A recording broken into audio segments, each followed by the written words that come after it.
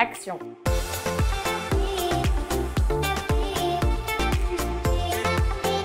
Je m'appelle Marie-Aimée, j'ai 30 ans, je suis ingénieure et je suis arrivée aux Philippines il y a 5 mois. À Tuguegarao, je suis coordinatrice de centre. C'est un centre qui accueille 29 étudiants, tous à l'université, tous issus de familles très pauvres, pour qui envoyer un enfant à l'université c'est inimaginable sans aide extérieure.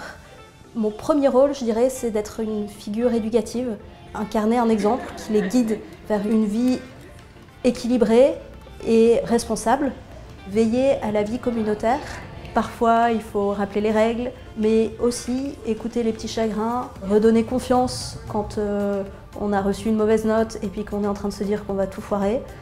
Une personne qui nous dit « Non, mais en fait, je crois en toi et je suis sûre que tu vas y arriver », je pense que ça aide.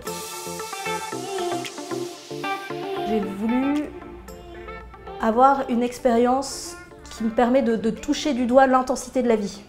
Sortir de mes repères de petite vie confortable occidentale, avoir une expérience qui renverse tout et qui me fait voir à quel point la vie est précieuse et à quel point on a de la chance déjà d'être vivant. Pour l'éducation, se battre pour la vie. Et pour moi, c'est à travers l'éducation on se construit une vie meilleure. C'est la résilience. Il y a un nombre inimaginable d'événements comme des volcans, des typhons, des inondations. Il y a aussi des situations sociales extrêmement éprouvantes avec une pauvreté endémique qui finit par créer des situations de viol, d'inceste, où parfois certaines familles sont obligées de faire des choix du type quel enfant ira à l'école et tous les autres vont travailler pour aider un enfant à aller à l'école. Et puis, ils traversent ces épreuves sans rechigner, ils avancent. 3 jours après le typhon, ils sont déjà en train de reconstruire, ils reprennent l'école comme si de rien n'était.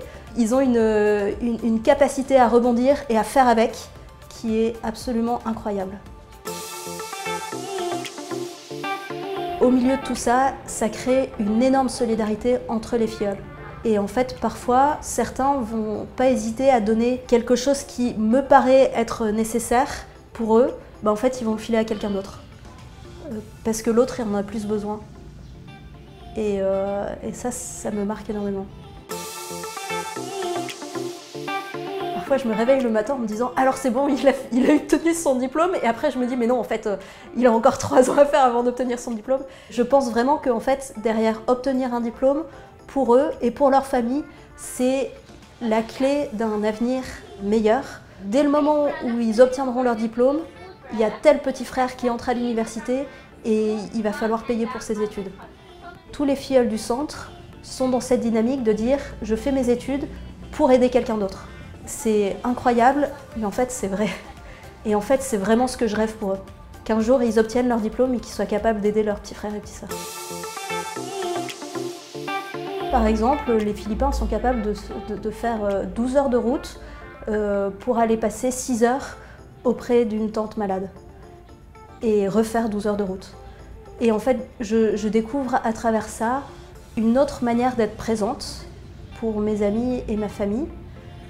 Alors c'est un peu étrange de dire ça, mais je pense que je suis plus présente pour ma famille maintenant qu'avant de partir, malgré les kilomètres. Et je pense que quand je rentrerai en France, j'aurai une présence différente, avec un petit Filipino style. It's more fun in the Philippines!